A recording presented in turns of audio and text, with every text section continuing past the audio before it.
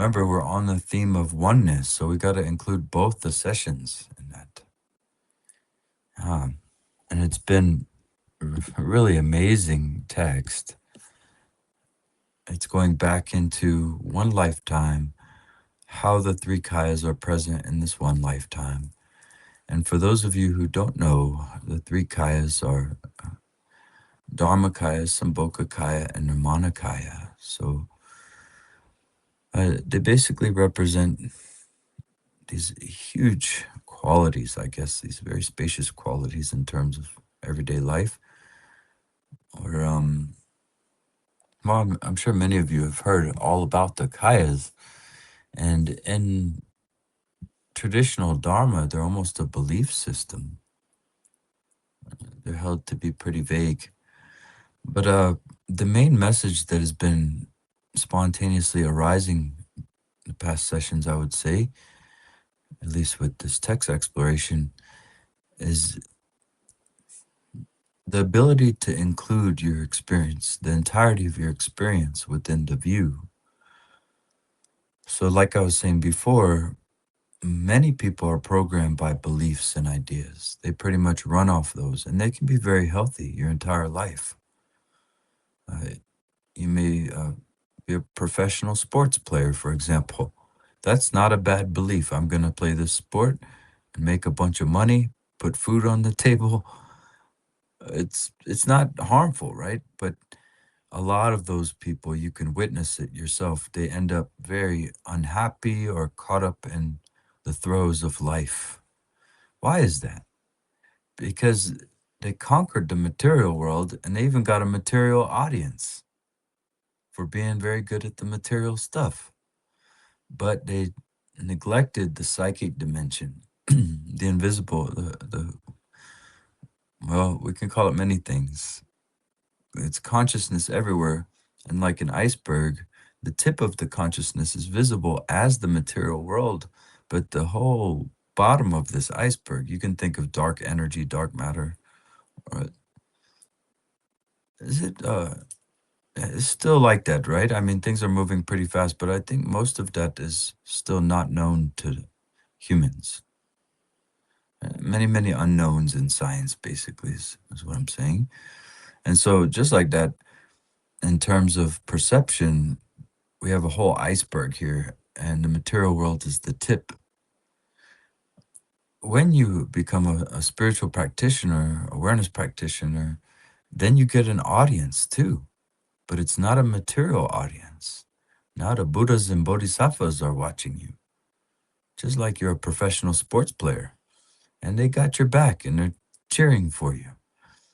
So some will get famous in the material world and get material audiences. Some will get famous in the spiritual world and get spiritual audiences. The spiritual audience is a little bit less sensually stimulating, I would say. You're not going to get people, well, you're not going to get a sense gratification from that kind of audience. So being patient, staying in there with your heart, resisting, temptations, sensual temptations, this pays off in terms of the spiritual audience, in terms of your endeavors with purity,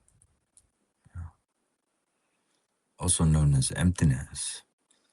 So I find it very, very powerful that you can actually zoom out. You don't need to be in your belief. For example, if you believe the Michelin Man is your savior or something like that, maybe not everybody knows the Michelin Man.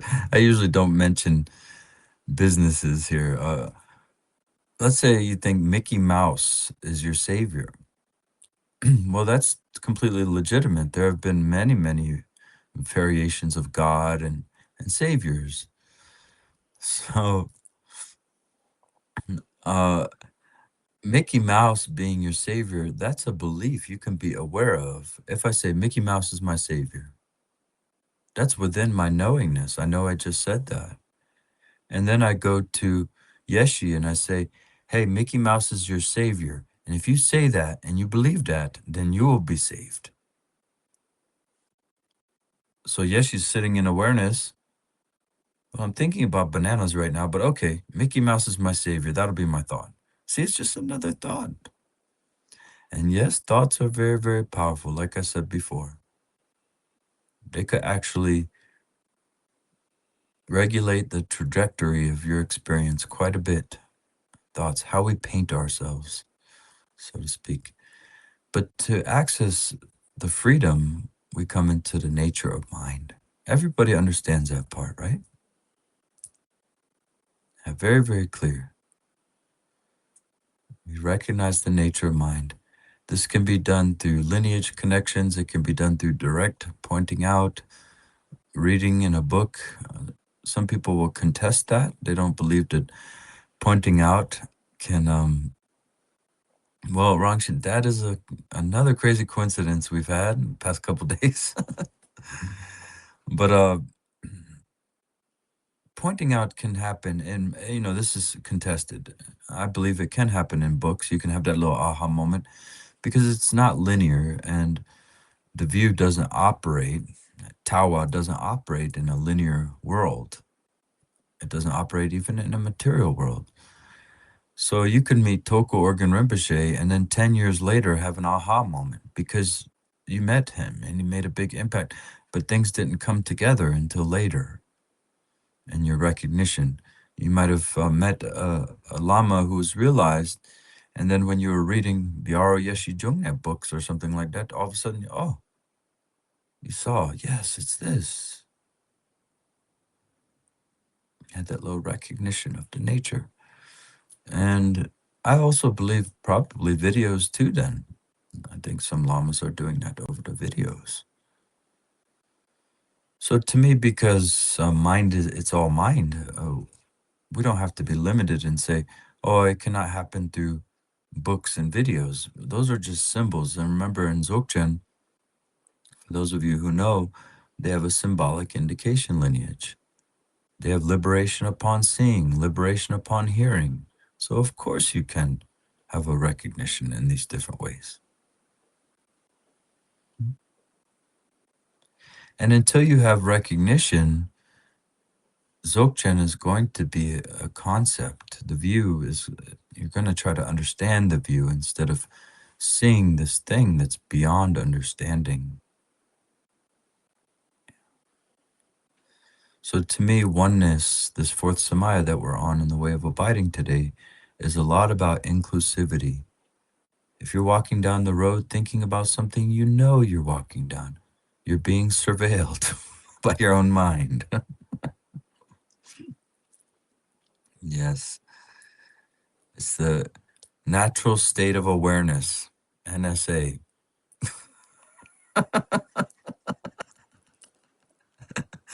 Sorry. Okay.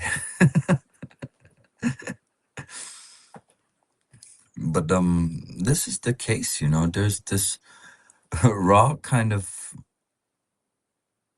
like a camera, just picks everything up but leaves everything alone.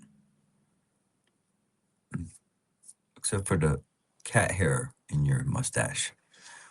I'm not leaving that alone. Yes, this is the case. Our whole day and night has this camera activated. And just because you're not in the camera, so to speak, in the NSA, that doesn't mean that the NSA is not there. I'm making a lot of people laugh and probably creeping a lot of people out at the same time here. So it's a fine balance.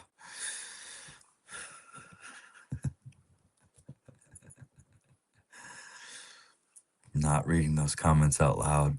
This is being recorded. Wait, is it being recorded? Yes, it is. Cut. There's no cut. This is Dzogchen. Keep going. Dang it. Screw it, I'll do it live.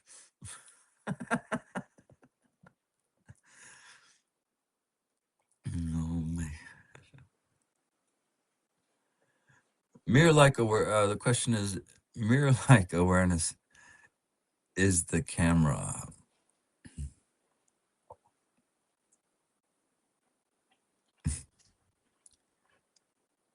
Well, awareness. See, at first, when we see awareness, it becomes like a camera watching our experience.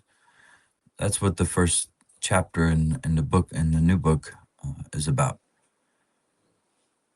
We deal with. What, you guys gotta stop. Oh man, getting very official with our acronyms now. So I think it's fair, to navigate into these waters delicately and say, you know what, I'm going to come into first being able to witness thoughts. Because you can't just come into thoughts or awareness. In my opinion, that's very, very tricky. So because we're used to duality, we speak that language. We say, okay, be aware of thoughts. We use the duality against itself. That's why it's a kind of self-knowing cognition, that rangdro. And so if I'm abiding here and I have a thought of, is the NSA watching me? I don't know. Maybe a more innocent thought than that. I love apples and oranges, right? That can be my thought. Well, at first, it's awareness of that thought. Oh, I just saw that I had it. So that's the witness. And a lot of people do stop there and they write books about getting you into the witness. And that could be very useful, actually. Has everybody here been able to access the witness? Just witnessing yourself having thoughts? If not, let's talk about it. It's totally okay if you haven't. Okay, because like I've stated many times, that's another component. The witness is also within awareness. I know I'm sitting here thinking about, excuse me, I know I'm sitting here burping. But yeah, if I'm thinking about apples and oranges, I know that. Not just that the thought is there, but I know that there's a feeling of a me thinking about those. So mirror-like wisdom doesn't really come in until that conditioning subsides.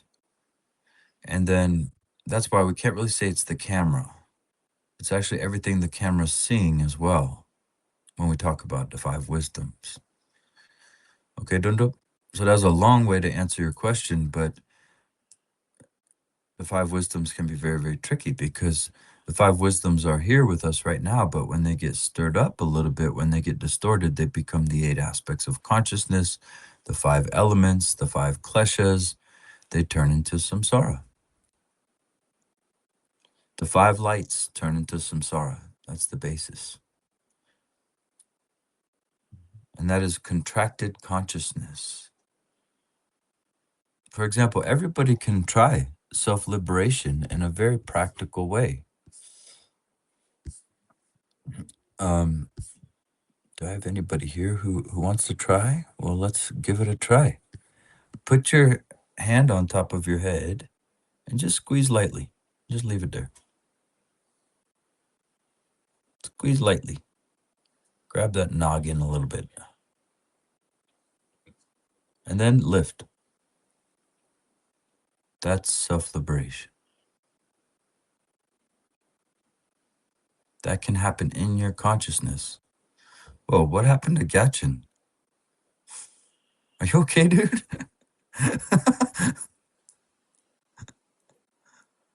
Thought you got snatched up for a second there, brother. Okay. You're just blown away at my dialectics. But anyway, that alleviation, you can tune into that within the experience, okay? Very powerful, because through effortlessness, that same sensation of alleviation of the weight coming off, is here in our 10-minute sessions, but can happen all day long. You could be playing some music or painting or working and have this alleviation. It's very beautiful. And that's why sometimes Dzogchenpas get a little crazy and they say, well, I'm glad my hurt came up. I'm glad something poked me, because that way I was able to have that alleviation. Some things lie dormant in the consciousness. That's why we never assume that we're finished or that we got somewhere. Because who got somewhere? See, it's an ego trick. It's conditioning. It's like the police when they say, I'll do you a favor and put the handcuffs on the front. It's like, come on, man. You're not doing me any favors here. The handcuffs are still on. Well, they do that in America, It's a known thing.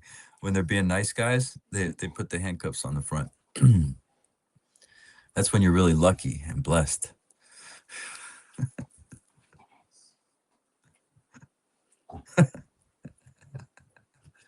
They always make it sound like a good thing. You're being a good guy. I'm gonna put these in the front. Gee, thanks, officer. I don't know. I'm just trying to relate to Longchenpa's quote of chains of rope and chains of gold are equally binding. And we sure do get caught up in, you can have all this great, wonderful blessings, but you don't need to be drowning in it. Just like the water. Water is great. Gold is great. Your car is awesome, but you don't want to drown in it. That's the point. You don't want to be bound by it. And thus we have the middle way. So any questions before I get into the text? I was just giving a little bit of a rundown on inclusivity on the fourth Samaya of oneness there.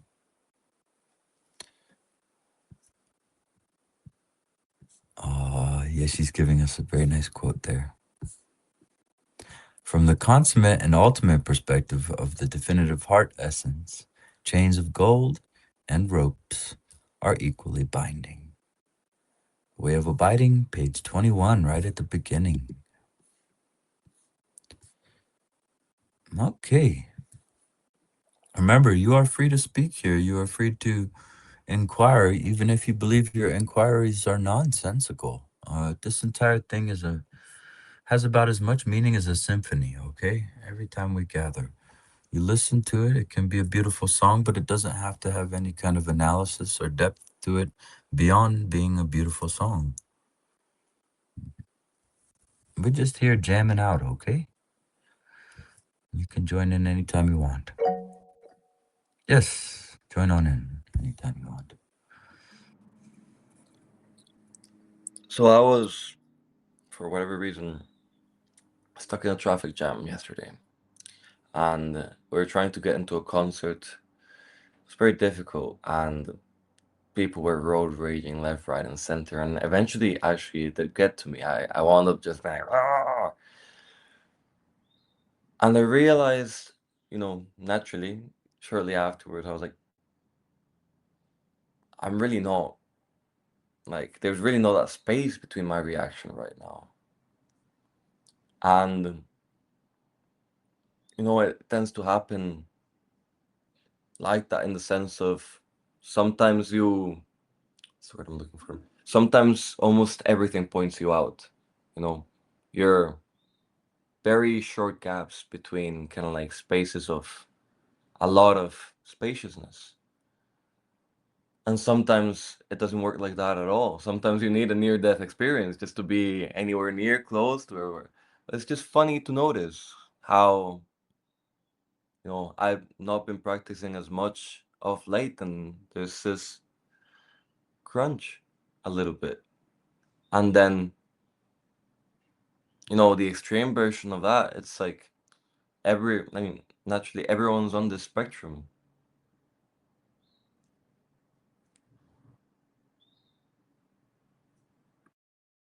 Yeah, you'd be surprised how much things affect your mind. That's why, one of the things that you kind of take a loss as a practitioner, as a yogi sometimes, because, media, for example, just even watching a sports game, it has an effect on the structure of your thinking and feeling.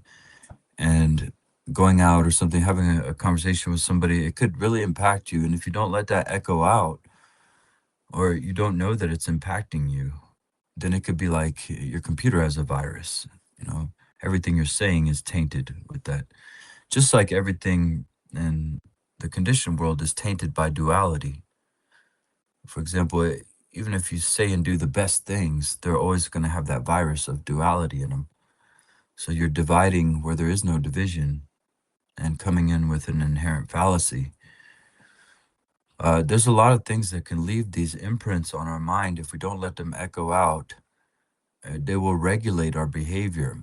So in this way, there's a free will because you did something yesterday, and that's why you're acting like this today, right? You did it yesterday, so there is a kind of free will, but you did it based on ignorance, so it's not really free.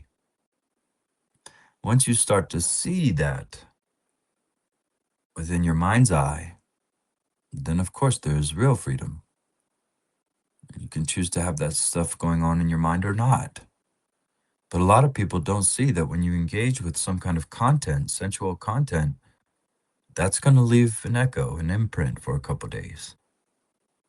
Particularly if you don't allow yourself 10 minutes for things to echo out, even step outside and just stand there.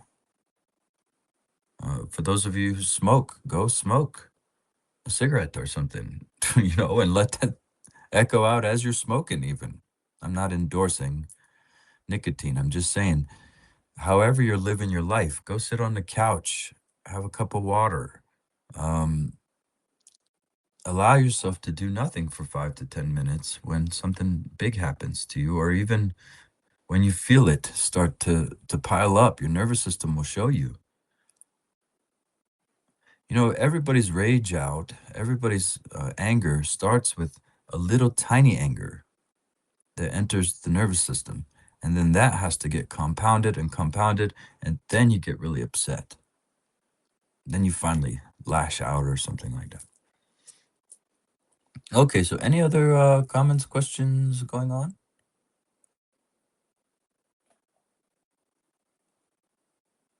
Very good. Everybody all right?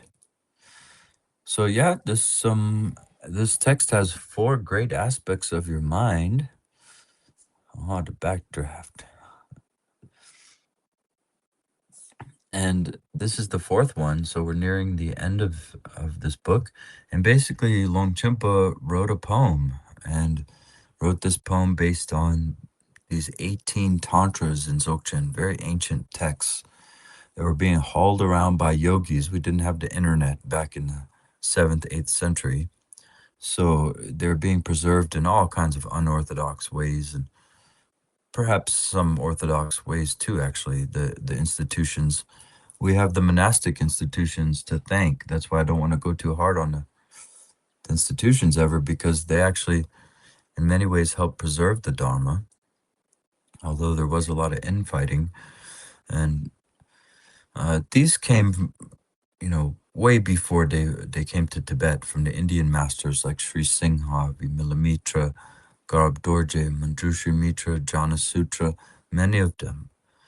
And so, particularly in the Uddiyana, which is modern day, I think they're associating with Afghanistan and Pakistan. Particularly in those areas, there were many, many cave-dwelling yogis, contemplatives. And that's where these texts were preserved, believe it or not.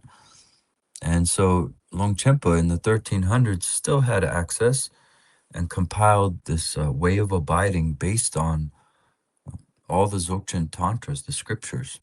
And he cites many of them here, which is amazing, including the reverberation of sound, which is the root Tantra of the 18.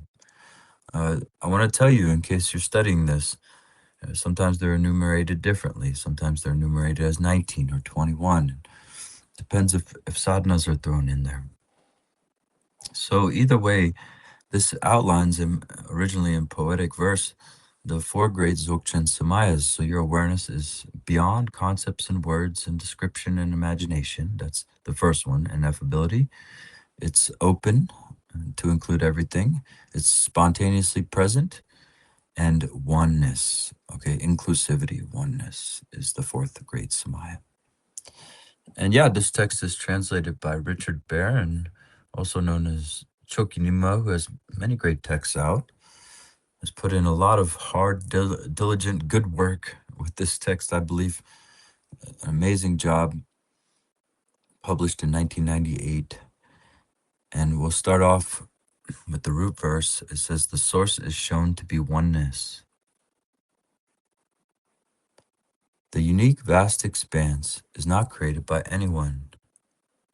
All things that emerge from it, all possible phenomena without exception, are one within the fundamental ground from which they emerge, since causality is negated. Suchness itself, empty yet lucid, is the supremely spacious nature of phenomenon, evident as pure space without extremes or biases. If you want to access this when you're ever meditating, or remember, I don't mind if you naturally find yourself doing long sits, it could be nice. Or if you're trying to stabilize your mind, things like that, why not?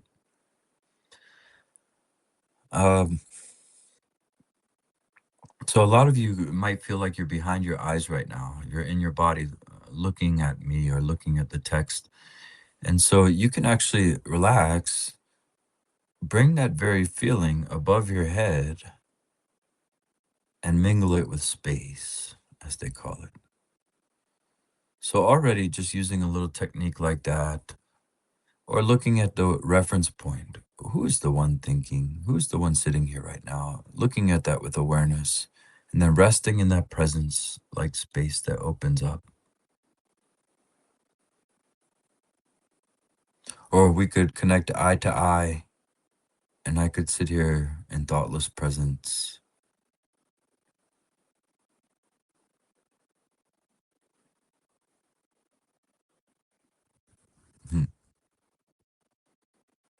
So nice and cozy in the presence.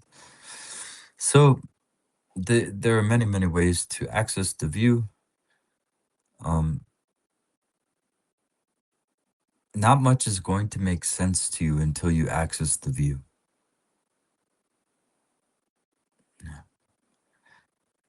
Anybody here have a concern about that? Have a question about the view, about recognizing the view?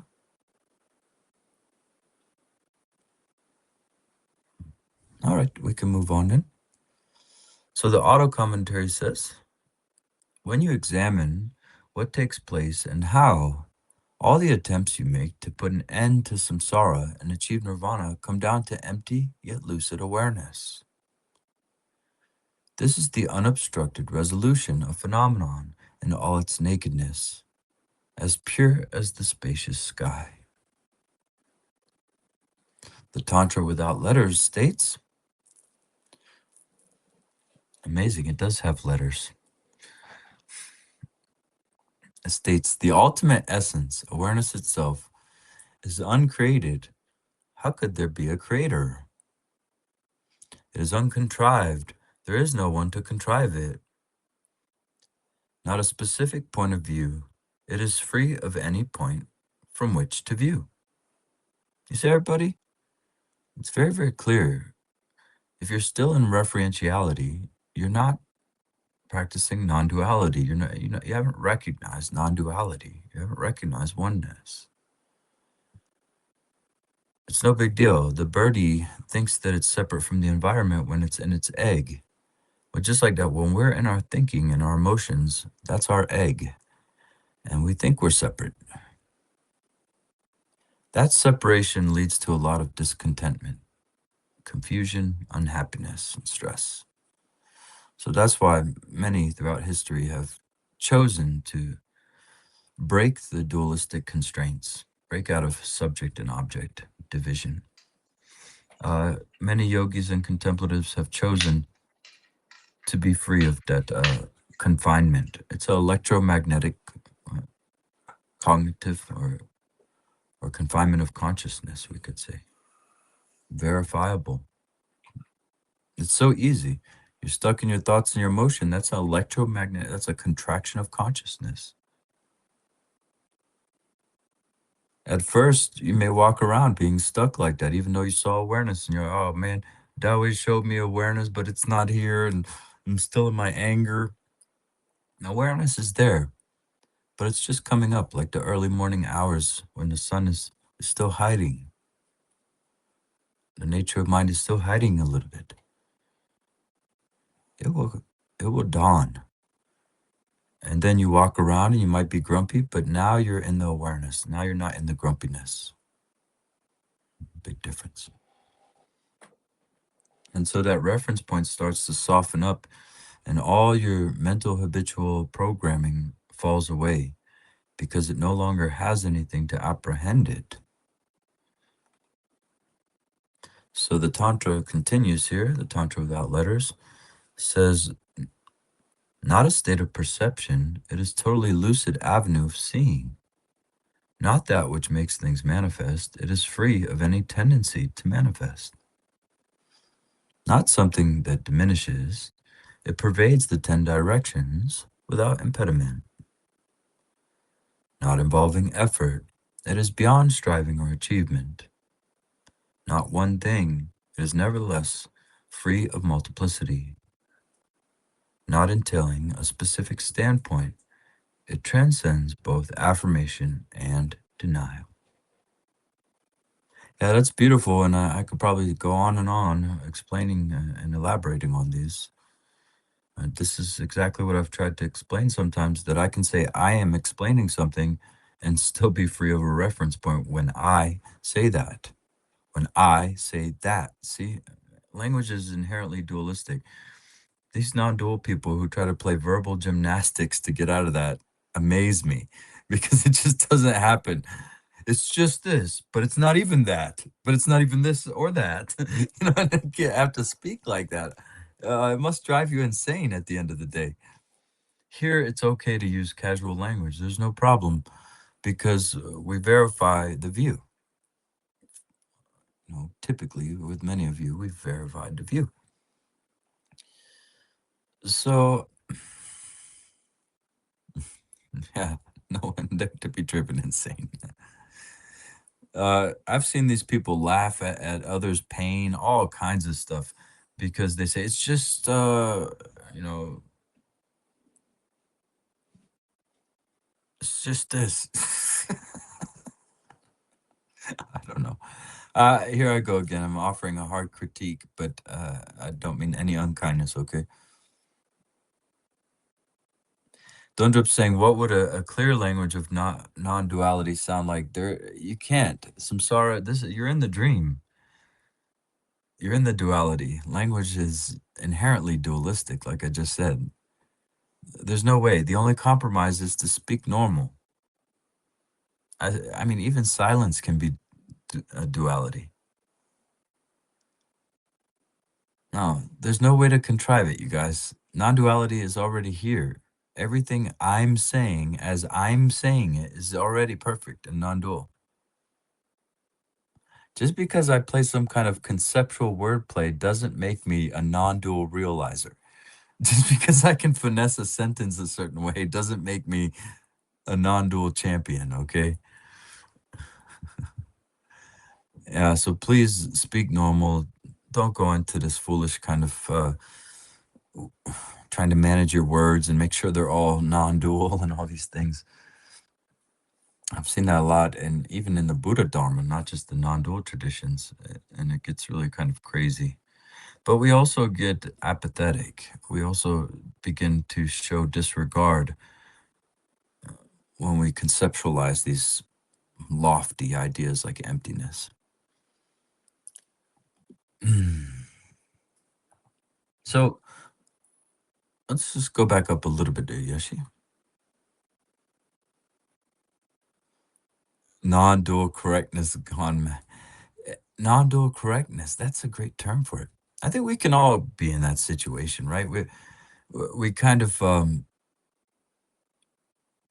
watch how we speak. Like, I remember when we first started Dzogchen, I would ask my buddy, how you doing? And he's like, How am I doing? You know, he goes into this whole, well, I'm not here, so, and it's all like in his head. It's all conceptual, right?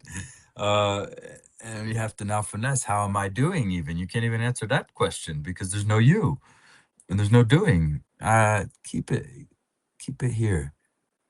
The word I is also pure. It's also perfect. You don't need to run from the word I. Okay. So a little bit more here until the end. There it goes.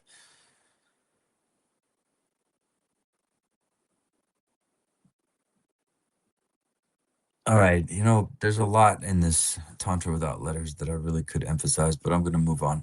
All right. We'll move on. The no perception thing is really it, everybody. That you can speak from total spaciousness. You don't have to be speaking from a reference point. That's really the main point. Please entertain that, enjoy that. When you come out of that reference point, man, you might be laughing a lot. You might be loving a lot. Your heart might be activated again. Because that reference point, that story of a fake me, that's what gets in the way of our heart from really shining and opening up. Because there's a me and I got to protect the me, and the me's got to be right and the other person's got to be wrong. The me's got to win and the other people got to lose. Oh man, you should see how many things that the me actually distorts. Actually, you do see that. And so once that starts to fall off, you know, in your moments of embracing somebody, in your moment of you know, the cat just being on your lap, there's no me there. There's no conditioned self. The five aggregates are not there. Okay, so then it finalizes here with awareness. Oneness is shown to be the basic space of phenomena. And that's the next verse. We'll tackle that next time, Yeshi. Yeah, and Longchen is keeping it consistent. He's saying that awareness is ineffability, the first samaya. Awareness is openness, the second samaya. It is spontaneous presence. It is oneness. Those are synonymous. Many synonyms presented in this text, actually. He says awareness is awakened mind. Many times says that. So what we do is we verify, are you really dealing with awakened mind, or are you just dealing with a concept of awareness or some kind of false recognition of awareness? We can verify that. That's what's been so amazing about these gatherings, is that this has spontaneously arisen in our Dharma practice. For those who are interested, and we don't need to push that on anybody. You need to recognize the view. People can still come here and be influenced by what we're engaging with. Okay, so yes, Choku. Yeah, I wanted to share something that I came across last night. It was a post on Threads, which is like Instagram's Twitter. And this guy said, "Essence is visible. To witness without naming requires total surrender, release of tension." And I took a screenshot of that and saved it so I could bring it here because I, what you were just saying reminded me about it. So thought I would share it. Yeah, that's beautiful. That's another thing. A lot of poetry can come out of this because all of a sudden you have left your conceptual constraints, your confinement, and now you have this whole range of cognition to you. New stuff can come in. You're not crowding it out. You're not filling up the teapot, overfilling it so nothing new can come in. The poison in the teapot is being cured. So that's your programming, your conditioning that's coming undone. And it really is, like I was saying before, if you put your hand on your head and you just add a little pressure, you grab your head a little bit, and then off, you feel that alleviation. Well, you can feel that here in the chest. I mean, you can even try. Let's try it. Press on your chest, kind of press, and then release. You see, there's relief there. And this is exactly what happens when you abide in awareness. This is what happens to your consciousness. And there is a autophagy there. There is a self-cleaning system there. I think it was brilliant that Dundrup recognized that correlation.